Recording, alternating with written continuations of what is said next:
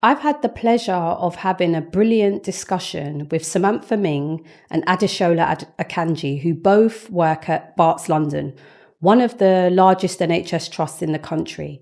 This conversation is about how they are using their intersectionalities as Black women living with disabilities to really self-advocate, advocate for others, but just give us some really honest and candid insights into the challenges that they face to progress their careers, to be able to lobby the organisations that they've worked in for change, to help others to understand the rights that they are entitled to try and improve their experience at work. And really, the conversation is so inspiring and encouraging, because if you are thinking about what more it is you can do to create inclusive cultures, then they give you so much practical insights into what you can do, what they're doing, but also really give us that lived experience lens of what it feels like when you are trying to progress, when you are trying to advocate for change, and actually how the impact of what they've done has led to changes in policy, led to changes in service delivery. It's so inspiring. It's so inspiring. It's one of the reasons why I've been, chasing them around, I feel like, for the past year to secure the date to record this today. Take a listen. Samantha is also a TEDx speaker, and we'll share the link in the show notes to her sharing more about her journey and story. But both of them, amazing women, amazing champions, amazingly brave women, driving change and leading from the front. Hi, it is wonderful to have you both here with me on Bravery in the Boardroom today. Welcome.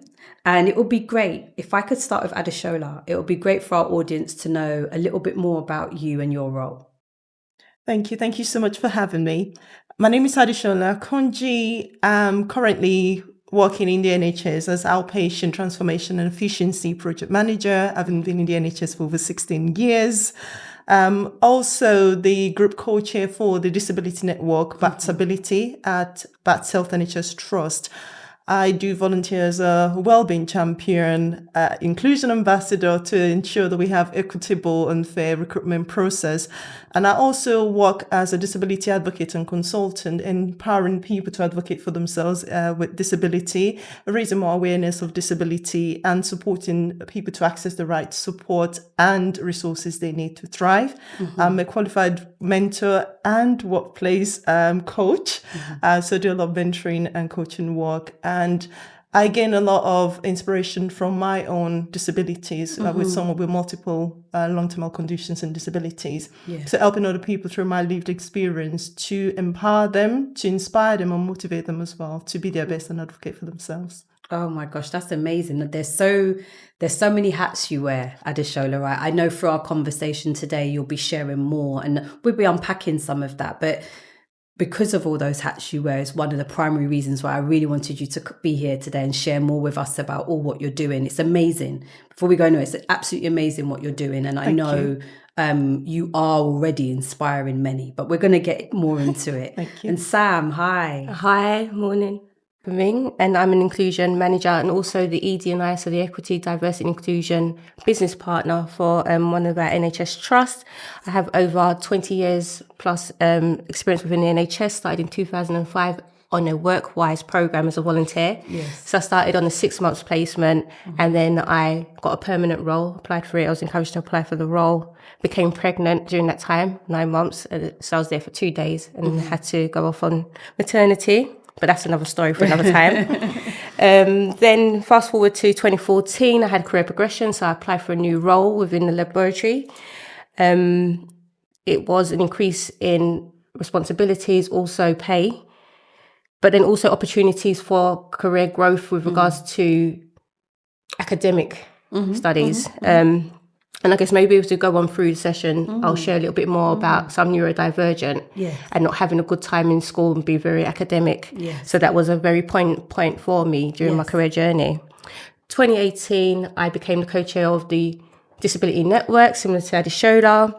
And that's when I started to grow and step into my own and embrace my difference as an individual, but then using that to advocate on behalf of other colleagues as well, and helping to make those transformative change within the workplace for those who do have a disability. Yeah. Then I applied for the Stepping Up program because I then got a secondment role as an inclusion officer. So then I moved from being clinical to admin and clerical in HR. And I attended the Stepping Up program there as part of my personal development. 2022, I went onto the Brilliant Leadership program.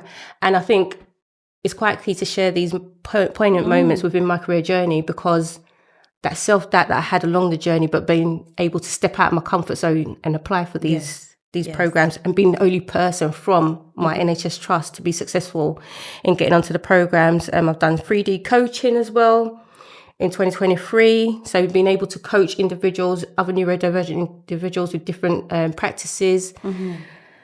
2024, I've been on the black boards. So that's about getting black people onto NHS boards and different types of boards, governing boards and stuff, getting us prepared and ready. And then I've just recently started a level 7 senior leadership apprenticeship. Yes. So I'm continuing to stretch myself, grow, getting the depth and the breadth of everything. So that's my, in a nutshell. That's wonderful, Sam. And for those who aren't familiar, a couple of things for you to expand there for us. Stepping Up program. Yeah. Tell me who that was for and what it entailed. Yeah, so the Stepping Up program was a positive action program for individuals who are from the Black and Asian and minority ethnic groups. So it's about getting those individuals ready for the next level within their career journeys. And it had an ED&I thread throughout it. So that complemented the role that I was in at the time also. And then the Brilliant Leaders program that you mentioned. Yes, the Brilliant Leaders program. What a title. Right. Honestly. So that was a huge turning point for me, because during that period of time, I went on a self-discovery journey whereby I had to look within, unlearn a lot of the things that I learned about myself when I was younger. That self-doubt, that not being able to accomplish and achieve many things. And that stems also from some of the experiences that I've had with certain managers during my career journey. But during that program, they gave me the tools, and you can't see it, but my invisible backpack, they're all in there. And from time to time, I need to delve into that backpack and take out those tools in order for me to continue to go and to continue to grow. So yeah, it was a very big turning point, because I actually implemented what I learned. So it's self-love, self-discovery, self-reflection, all of the self elements. I see you light up as you're talking about it. So I could see almost feel the effect that it had on you by how you've lit up when you just spoke about it. So staying with you, like you said, you went on that journey of discovery for yourself and really developing your leadership and looking through that leadership lens. How would you describe your leadership style in 3 words now? So for me, I'd say authentic, compassionate, and values-led. So it's very important. And part of the Brilliant Leadership program, we looked at our values, our personal core values. And it's very important for me to hold those daily to the things that I'm doing. And also when supporting individuals around me. Compassionate leadership, because I have been on the opposite receiving end, where leadership hasn't been compassionate, and it's been detrimental to my mental health and well-being. So it's very key, once again, for me to be compassionate to those who are around me and helping them to nurture them, but help them also to grow as well. And then the authenticity part of it, this is me. What you see is what you get. There you right? go. Yeah. So being authentic is very key for me, because that whole thing that's saying about bring your whole self to work. So in order for me to embrace my difference of being neurodiverse, having my long-term health conditions, it's part of who I am, and I'll bring it to the table every day and show up. I smile so broadly, because when we were talking off camera, I was saying to both of you, how I've been chasing you almost, isn't it, to really find a way that you could be on the podcast, exactly for what you've both shared in what you opened up with, or what you're doing, to showcase it, to shine a light on it. But I feel inspired just even by hearing, the first 5 minutes of speaking to you, but underlying and underpinning that is what you just said there, Sam. I've spoken to you a number of times now, and authentic is what would come to if someone said to me, how would you describe Sam? One of the first words I'd say is authentic. And one of the second things I would say is compassionate, because whenever you speak about yourself, you always speak about others. And you always speak about the impact you want to have on others, creating space for others, you know, and to hear you talk about how you had that turning point on the Brilliant Leaders Journey and program is just amazing. But I absolutely know from those who know you, okay, and from me just getting to know you, those 3 words that you described absolutely ring true. They really do. They really do. So Adeshola, like you said, you're advocating, you're chairing groups as well. How would you describe your leadership style in 3 words? I would say for me, it's empathetic leadership, because I put myself in other people's shoes. Having gone through my life from starting from admin, level, gone through research, supervisory role, and, over the years in the NHS. And for me as well, being someone that's gone through bullying and harassment at work. So that's one of the things that impacted on my health and well-being. I had to be signed off sick from work. So I know what it's like for staff members that are facing stressful situation. Yes. And I try as well to lead by being a role model, situational leadership, in helping other people understand where they're coming from. An example is a member of staff that was signed off because they lost their parent, and the next thing the management was saying, no, they're not giving them more time. And I said, no, I'm speaking to HR, we're getting this done. So for me, it's about empowering other people, being a role model for them, helping them to thrive and be their best. Because of my experience, living with disability, also facing the bullying and harassment and other things that have been at work. And career journey has been very difficult for me. So that's one of the things as well that impacted my leadership style. I do try to be a pace setter, pace setter leadership, which has helped me in the way that I've been able to coach and mentor people as well, encouraging them as well to strive higher. Yes. And some of the things is encouraging them as well to be part of the network, especially those going through long-term health conditions and disability. So I've got some of my mentors now, some of them are volunteers as well, followed my step to be a site lead for the disability network, and then helping them as well to look towards their career progression. I've coached people to go for career progression, because I know how difficult it is, especially those from the Black and minority ethnic background. So those are my leaderships that I always try to be empathetic, be a pace setter, and also a role model for others. And so talking about, you touched on there your career journey and sort of that being challenging and having that horrible experience of bullying and harassment.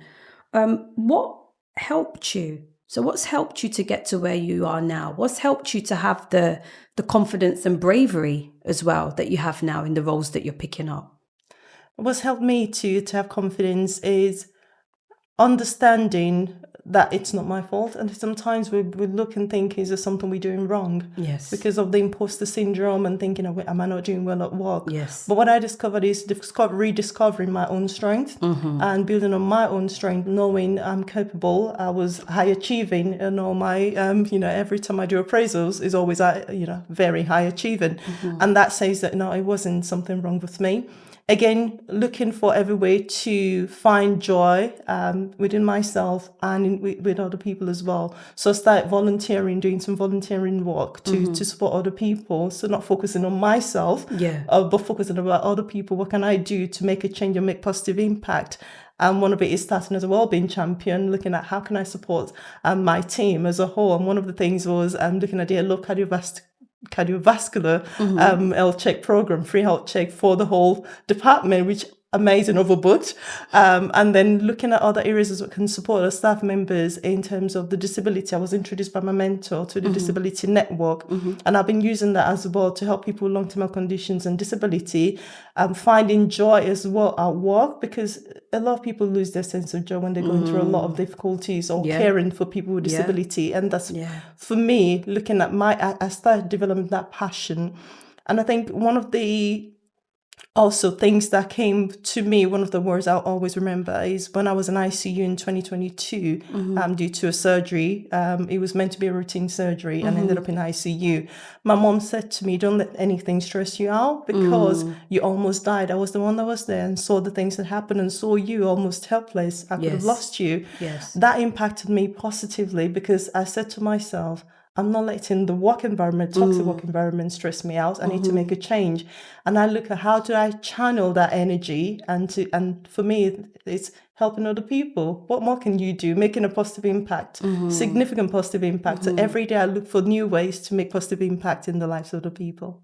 So really taking your adversity and some of those real deep challenges, difficult challenges that you were experiencing, but you're sharing with us, hey, how it's fueled you to help people even more. That's just, it's so inspiring, I think. And, and I don't say that lightly. I mean, genuinely inspiring about how you've done that. I'm going to come back to you about some of the particular advocacy that you do.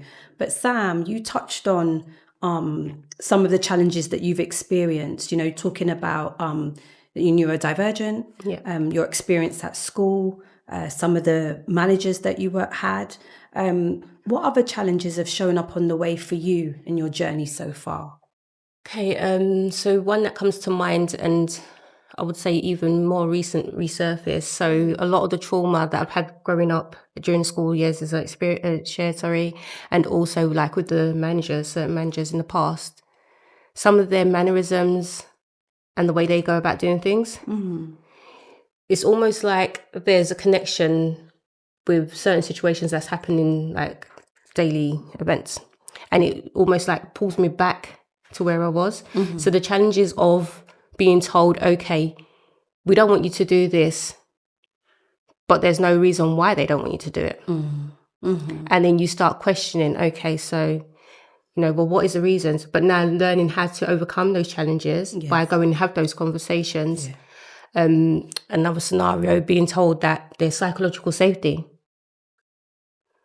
But on the adverse side of it, because I'm neurodivergent, sometimes I just say things and it doesn't connect with what I say doesn't connect with what I'm actually thinking. Yes. So then when the other person's receiving it, they're not receiving it as to how I mean it to come out. Yes. Psychological safety. Okay. Well, what did you actually mean then? Because what you said is not, and then I have to go and explain myself. So the challenges of not people understanding what it is I'm trying to articulate and then taking it in the wrong way, wrong mannerism. That's quite challenging, because then I've had to relearn how to actually communicate and pause and think, and reflect also with regards to conversations that I've had. When you've shared with us here, like you said about your neurodivergent needs, you've recognized the impact that can have on you, and have on situations, I suppose is what I would describe, but also talking about, if I could describe it as triggering. So some of the things that you're experiencing, now or more recently, triggering the memory of when you've experienced it before. Thank you for your honesty in sharing that, because I think when we talk about some of the barriers, that if you are underrepresented or you have additional needs, it's not to do with your capability, right? And I think that's the point I really want to come out here. It's not to do with capability. It's to do with those additional needs that you may need support with and that you need seniors to understand. Yes. Yeah, and it's really important. Diversity does not equal lesser. No. Right? It's really important we speak about that, because quite often when people talk about, well, why do you need something like the Stepping Up program? Why do you need a career accelerator for people who are underrepresented? It's because we face more equity barriers, right? So the route to progression is harder. Yes. Right? You add in your intersectionalities, that throws another layer on top of it as well. And then if you're trying to self-advocate in those situations as well, the additional dynamic of that. So it's really important we unpack that, right? Because because I said so, right? Anyone with autonomy or power who is listening to this, my biggest hate is people who abuse their power. Okay, and one of the easiest ways, and anyone who's a parent, that's quite a common phrase, isn't it? Because I said so. Yeah. One of my big values is mutual respect. And I think everyone deserves an explanation to the rationale. And if there isn't one, you have to stand up and admit that there isn't one. I just don't like the sound of it, right? If that's what it is, to say it. But actually, everyone has the right for the rationale to be explained. Because if it's just a blocker, why is that? Yeah. And I think that's what you were sort of saying there, isn't it? Why is that? Yeah. There's a reason, let's talk about it. But if not, why is that? So picking up on from the point I was asking about challenges, you mentioned the Brilliant Leaders Program.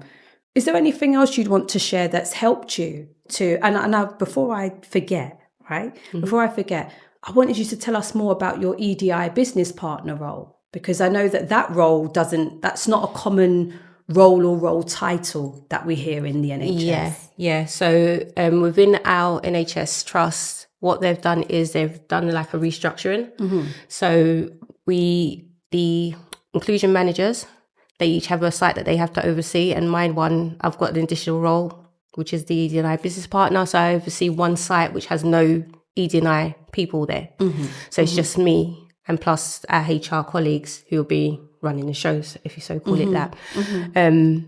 It is a big challenge because they've never had anyone there in the past, whereas the other sites, they do have people there and they've got their own little teams. Yes. So it is a challenge to go in there and actually make that change, transformative change, but then also, the cultural part element with regards to the colleagues that are there, like welcoming me and being open to what's going to be brought to the table. So so it's a new role. Yeah, it's going to be challenging. Yes. But I love a challenge. Okay, so I think it's definitely, we'd love to hear more about it. So maybe kind of hearing an update from you in 6 months of how that's going. And I'm sure other NHS colleagues listening would also be intrigued to know how, because people mostly be familiar with the business partner model, right? Yeah. For finance, for HR, Yes. right? So it's interesting to see how taking that approach with EDI as well, does that help with, like you said, maybe getting that spread and balance across the organisation and keeping the focus? Yeah. Be interesting to see what happens. So wish you every success. Thank you. And I would love to come back. And just on that point as well, so I still do my main role as the inclusion manager, which is group led. So feeding into our inclusion strategy, but then also filtering it out to the site to ensure, because every site's got different challenges and what areas that they need to work on from the data. So making sure that everything's aligned. So our people plan, the group operational plan, and then the inclusion plan for the site aligns into the wider, bigger picture. That's really helpful to explain that, because not everybody will be familiar with the group model.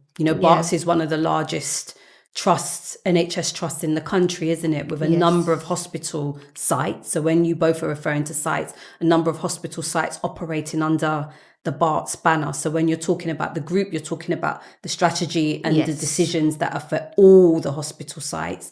And then your EDI business partner role relates to one hospital site in particular. Yeah? Correct. Okay, thank you.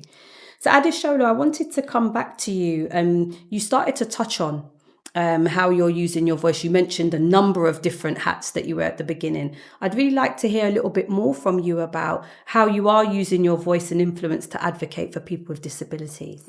Yeah, so as part of my role as disability co-chair, the group co-chair for the trust, one of the first and most important is what are we doing to make sure that our staff members feel that they belong in a place that inclusive culture. Do they feel that they belong? Are they having support from their managers? Are the managers trained? Are they disability aware? Yes. And one of the things I discovered, especially when I started a site role, was there's little to no knowledge among managers. A lot of them don't have any idea how to manage people with disability. And that way, a lot of staff members are being denied a reasonable adjustment they needed. Also in terms of cost, because a lot of them feel that the reasonable adjustment comes out from their budget. And that was impacting on staff members being denied a reasonable adjustment or workplace adjustments they needed to thrive at work. So looking at the budget we've got, because Barts Health has got a centralized budget, to trying to re-educate people to understand staff members can access the reasonable adjustment funding to be able to get the support they need. Yes. And also helping more people to know and be more aware of the access to work. Support which is available, but a lot of people didn't know. I only found it as well through research, so I can understand. So I do a lot of research so that other people don't really have to, but still have to. Part of it is just helping them as well to be able to access that support they needed at work. And one of the conversations as well with the group co-chair is getting more senior leadership involvement in a lot of our events, because we don't seem to have a lot of senior leadership.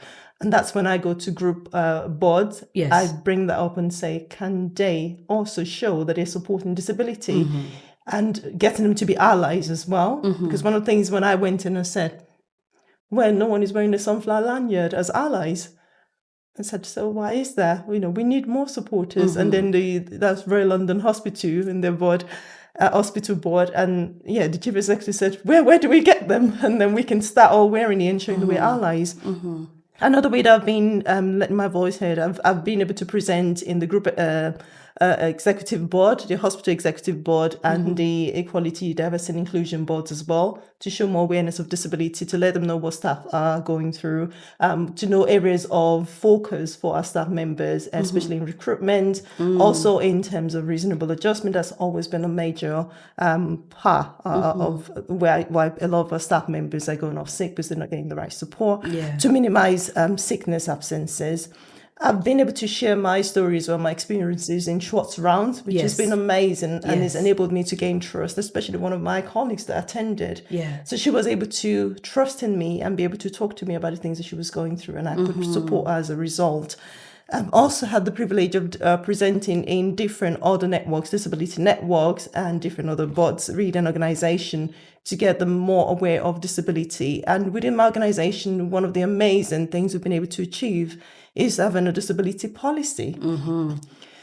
As a trust, as a big trust, Barts Health NHS Trust, you think we'll have a disability policy. Unfortunately, when it merged with the hospitals, there wasn't one. So we were so privileged that we've been able to draft one now. We've been able to also present a reasonable adjustment. We do go between reasonable adjustment or workplace adjustment, as people, whichever people prefer. SOP, standard operating procedure, to help managers as well to know the process to be able to get staff members the access and reasonable adjustment they need.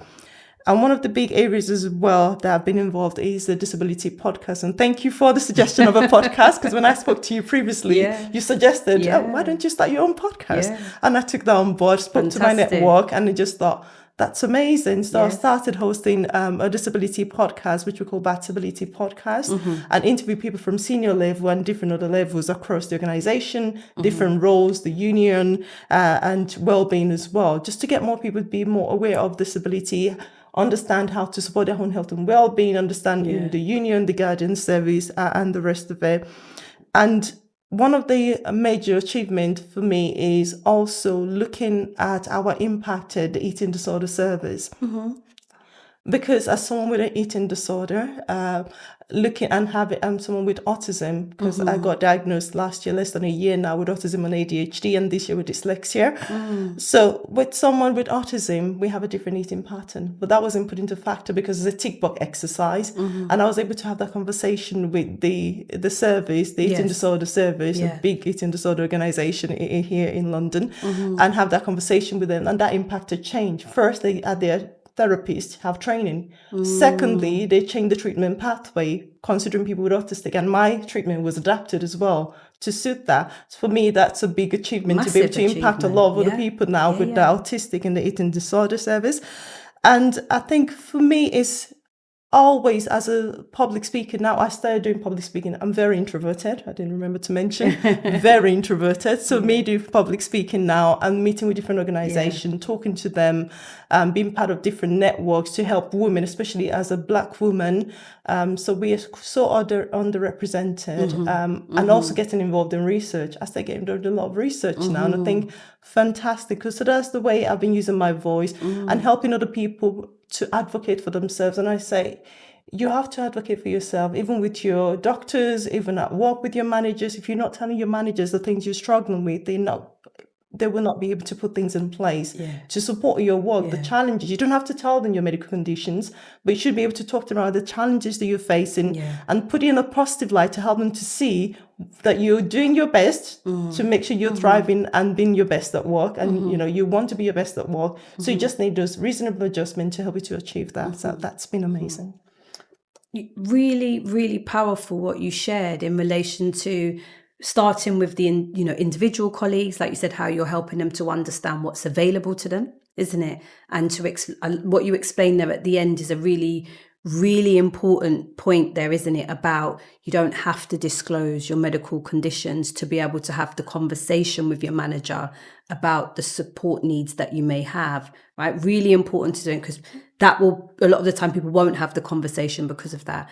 But here into, supporting individuals and encouraging individuals, but then having that policy, So like you said, having the policy, helping people to understand what's already available across the organisation, and then coming all the way across from that, and then trying to use the podcast platform to widen reach and to share more with a wider group of people, right? So really coming at using your voice and on all levels, individual, organisation, and then almost podcasts can be global, right? Podcasts can be global. Definitely. But really heard what you said there as well about the intersectionality of being a Black woman with a range of long-term conditions and disabilities, and even having some new diagnoses. Thank you for being honest and letting us know that, but having your new diagnosis as well, but also impacting on the services that patients receive, right? So as a healthcare user yourself, you've also been able to galvanize change in the services as well. So absolutely amazing, isn't it? And just, I spoke to you both about, why I asked you to come on here, because I'm not asking, you're uniquely yourselves, right? I'm not asking anybody to be you, but what I absolutely know is people can be inspired by what you're doing, but also learn, is there something here that I could do? Is there something here that I could do in my local organisation? Could I have that conversation? Can I find out? If you don't know, isn't it? Do we have a disability policy? Do I know? Is my manager disability aware? So there's just even some questions that people could take from this conversation today to ask, isn't it, as a starting point? Even if they don't want to, I know we have listeners who want to do more, okay? But they're thinking about how. So there are some listening. But what I think is also great in what you've shared is actually, if you want to advocate for yourself, here are some questions you can ask. Here are some things that you can do. So thank you so much for unpacking that. Sorry, Monique, just on that point. So one tip I'd love to give everybody who's listening with regards to self-advocacy, the first thing you need to do is go and read the policies, please. Can't stress that enough. So if there are policies, familiarise yourself with them. Yes, get to know the policies. So then if you are called into a meeting, as you said, you know what to expect when you're going in there. You've got it in your back pocket. So I think that's very key with regards to especially the self-advocacy part of it. Know the policies, know what the procedures are. You touched on SOPs, know what SOPs are available, know what support is available. And then also just sitting back and doing that self-reflection. What is it that you need as an individual to help you strive and thrive within the workplace? So just a little tip there. Really, again, really helpful. So really here listening to, this is what you can do for yourself as these first steps, to kind of, like you said, understand what's available to you, understand what should be available to you as well, isn't it? Because I think policies are documents. They don't always come to life or are implemented in the way that they should. But they are a helpful starting point if they are in place. And just to at the back of that as well, and it's true, because what I started doing as well is researching a lot of the policies. Especially when I started with myself, is finding out the policies and even telling HR was in the policies. That sometimes they come back to you with something you think, no, this doesn't sound right, and then send a screenshot of the policy and say and then sometimes even the managers don't know. And the manager said, let me speak to HR, come back 3 weeks later and the same screenshot that I sent to the manager. And I'm thinking, okay. So that was a start. Again, learning through other people's lived experience, I think, is powerful. So that's why it's important to learn through other people's lived experience. It's so important and crucial to talk about what we're going through, because that's a learning point. And that's why a lot of people resonate better when you tell them about your experience and pull from your experience as well, how you've been able to manage at work, what are the challenges. I had challenges getting the reasonable adjustment I needed. I had to advocate for myself to get that as well. And supporting people through that advocacy journey to know that they will face challenges and barriers, but don't let that stop them or impact on them being able to make those changes or being able to have those conversations, those difficult conversations.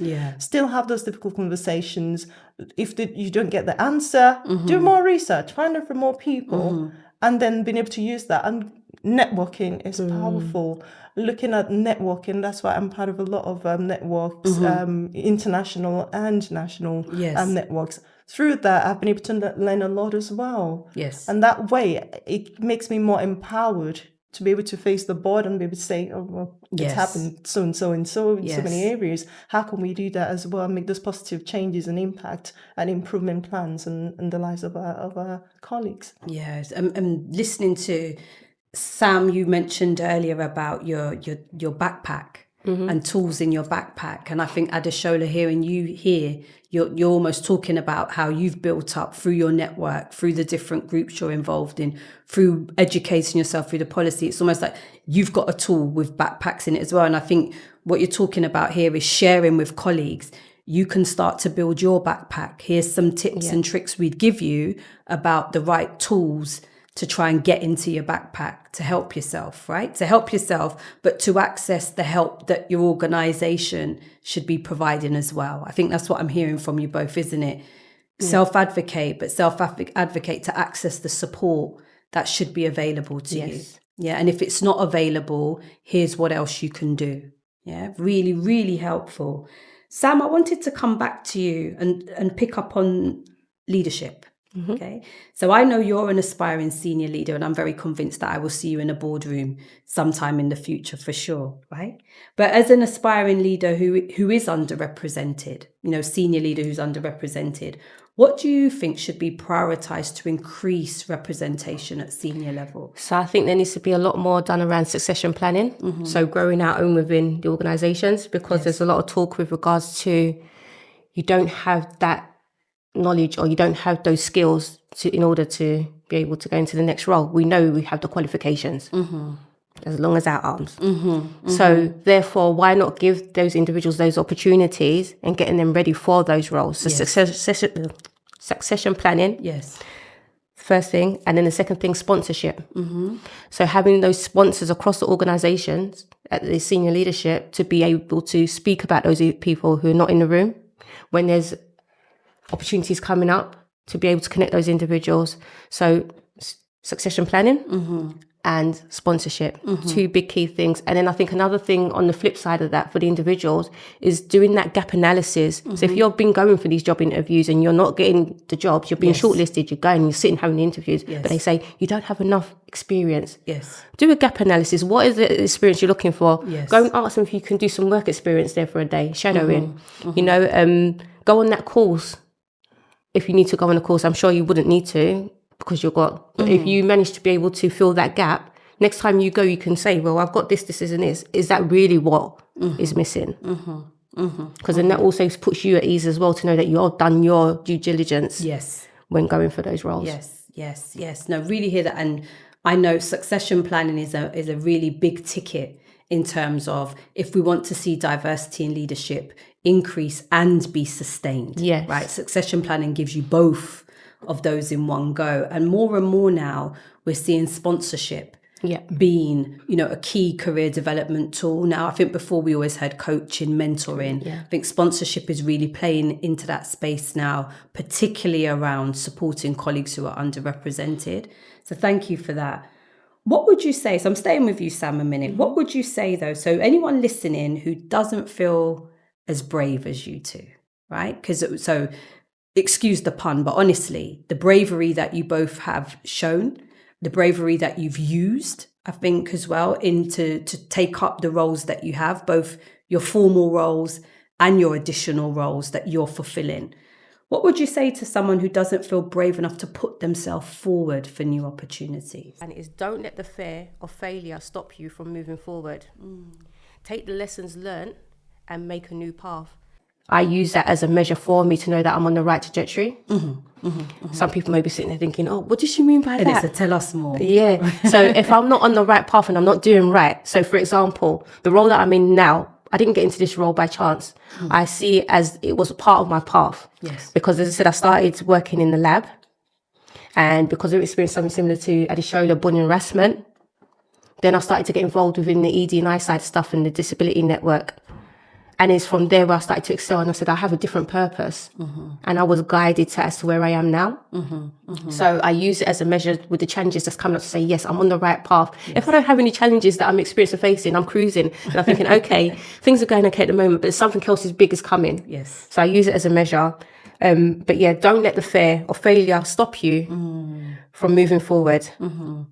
That's a powerful statement there, right? It's a powerful and your testimony to the statement that you're making there, isn't it? So it's not just kind of words on the page. Yeah. I think what you've been through and what you've shared with us today is a real testimony to that, and you continue to strive forward as well. So thank you for sharing that. So I'm going to ask you this question then. We hear all of that, all what you're doing, or what you're striving for, the stretch that you're pushing for all the time.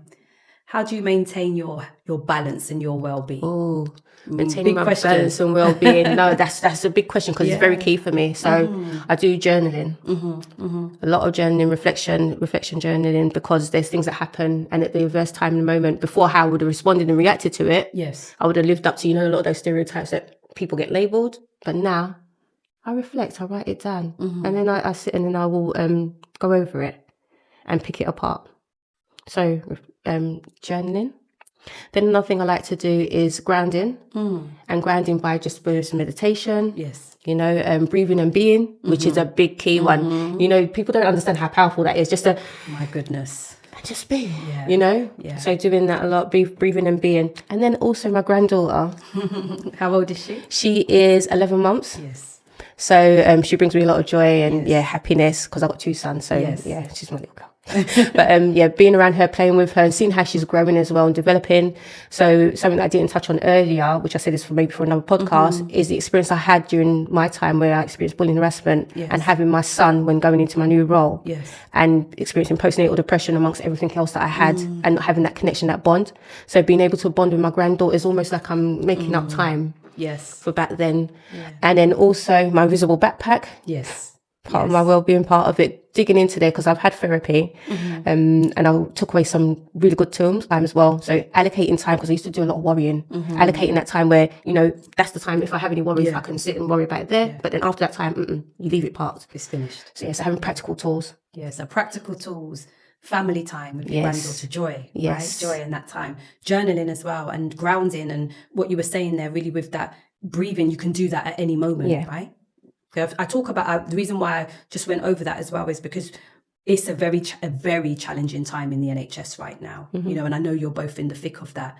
So, noting a lot of our colleagues who are listening are, like yourselves, holding roles in the NHS. So just that reminder, I think it's always important to speak to colleagues like yourself who are leading the way. How are you getting that balance? What are the things that are working for you? So Adeshola, if I ask you the same question, how are you maintaining balance wearing the number of hats that you do? For me, I think, first of all, I've learned to understand and acknowledge my limits, because I'm not superwoman. We're human first of all, and also looking at strategies to help me, manage my time more effectively. Crucial tools for me, because especially having multiple long-term health conditions and disabilities, and now also with the neurodiverse side of things, I had to learn to manage my time more effectively. I'm looking at what is not working out for me at that point. An example was I was meant to go on a pageant, participate in a pageant over the last weekend, and I just looking at the fibromyalgia is not helping, chronic fatigue not helping. I think I'm with legs and pain. How am I going to walk down the So that got cancelled. So it's just understanding that taking regular breaks. I know people find it difficult, especially if you have ADHD like me. Sometimes you're glued to your computer, but even if it's reminders, giving yourself those phone reminders to say, get up, have just the short breaks, just a bit of a walk around. I have to remind myself several alarms on my phone. Also looking at doing things that you enjoy. And I know that it sometimes can be difficult, especially when you have mental health issues, as you've mentioned, being therapies, looking for something you enjoy, because sometimes you don't find joy in many things anymore. So you have to still look at what you enjoy. And one of the things I do is I love photo shoots. I just had one last Friday, which is amazing. And I'm watching funny shows, and it might not seem like much, but when I get home, I sit down, Netflix is my, I sit down, watch nice Korean dramas. So it's been amazing. Also seeking advice and support where needed. I think sometimes, especially with mental health, a lot of people, especially men, don't want to seek advice or talk about it, but we need to, remove those stigmas and barriers to mental health. seek advice, seek support, talk to other people as well, and they can give you, you can share tips of what's worked for you. Yes. Not everything will work for someone else, because we all have individual needs. Yeah. And we all react to things differently. We all need different support channels and strategies. But learning from other people can just be a place to start. And then just looking at continuous learning for me, I love doing research. It's powerful, because that's what's helped me to be able to advocate for myself and for others. So I spend my time doing research. Sometimes when I'm working, I'm listening to a webinar, learning new things. So I think, but most importantly, giving back to others. That's been something that's given me joy. Yes. I have some friends I've developed as well that, we meet almost every weekend on Saturdays now. They're more older than I am, but we've loved that experience, that sharing, that spending time together and supporting one another, because the widows, so doing things even outside work as well to encourage you. And I'm going through a lot, but still they're going through a lot as well. We support, we have that interchange of encouragement, and at work as well, looking for ways to make impact in supporting other people. What is it that I can do? What else can I do to help more people to get the support they need at work? So I will not stress it enough, giving back to others, no matter how small. And I always say this, no matter how small you think the impact is, no matter how insignificant you think it is, it's making a difference in someone's life. And you don't know it, 5 years down the line, they could still remember it. Yeah. And to sum it up for me, I always reflect on my signature phrase, and I always say this, my disability is not a reflection of my worth. Rather, I light my authenticity and individuality. So it helps me to keep going, because I'm showing my authentic self. I am a woman, a black woman, introverted black woman with multiple disabilities and long-term health conditions. But life goes on, and we have to do the best as well for ourselves. And I have a son as well. So I have to think about him and do the best I can to help myself and maintain my health and well-being, because I don't even have any family in the country. It's just me and my son. So I have to think about that as well.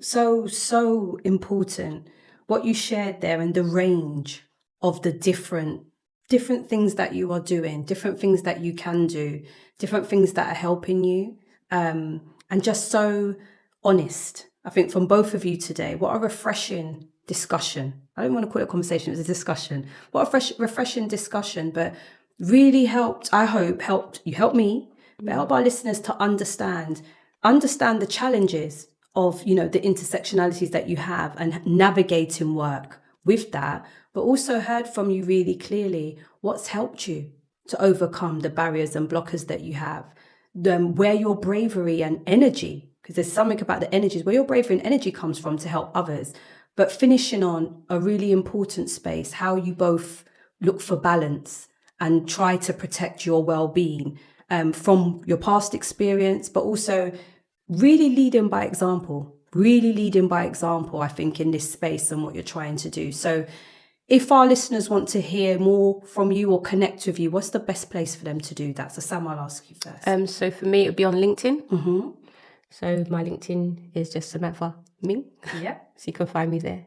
Okay, and Adeshola? I would say as well, LinkedIn is always the best way. Adeshola Akanji, I don't know the full, but if you search for me, you'll find me. Yeah, so what we'll do is make sure in the show notes, we'll put the link to both your LinkedIns. And there's quite a few things that you both mentioned in the conversation today. So if there is anything else that you'd like us to put the links in for our listeners, we'll add that as well. But most importantly, thank you so much for your time, contribution, and the expertise that you shared with us today. I think you're both extremely inspiring, but also informative in what you shared here to raise awareness of people living and working with disabilities.